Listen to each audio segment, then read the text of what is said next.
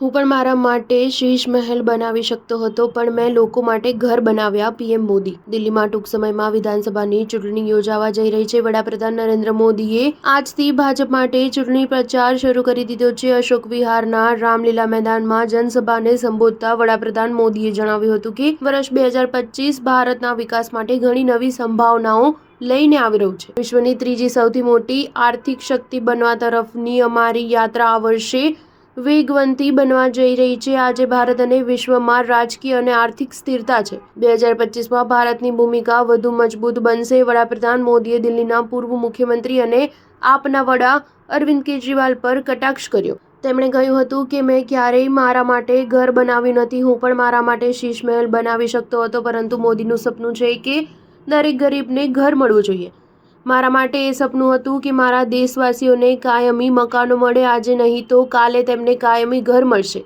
આ મકાનોમાં ગરીબ પરિવારને જરૂરી સુવિધાઓ છે. અમે અહીં અટકવાના નથી. દિલ્હીમાં આવા 3000થી વધુ મકાનોનું નિર્માણ કાર્ય પૂર્ણ થવાનું છે. દિલ્હીની આપ સરકાર પર નિશાન સાધતા વડાપ્રધાન મોદીએ કહ્યું હતું કે એક તરફ શિક્ષણને લઈને કેન્દ્ર સરકારની પહેલ છે, તો બીજી તરફ આ રાજ્ય સરકારનું ઘોર જુઠ્ઠાણું પણ છે.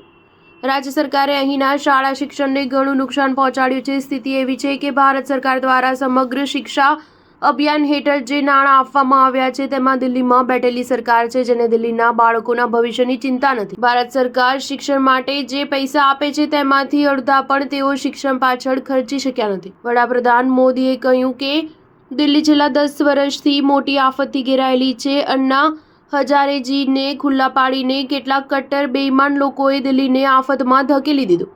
દારૂ કૌભાંડ, બાળકોની શાળાઓમાં કૌભાંડ, ગરીબોની સારવારમાં કૌભાંડ, પ્રદૂષણ સામે લડવાના નામે કૌભાંડ, ભરતીમાં કૌભાંડ. આ લોકો દિલ્હીના વિકાસની વાતો કરતા હતા, પરંતુ આ લોકો આફત બનીને માથે પડ્યા હતા. સ્ટાર ન્યૂઝ 7 હંમેશા સચ્ચાઈની સાથે.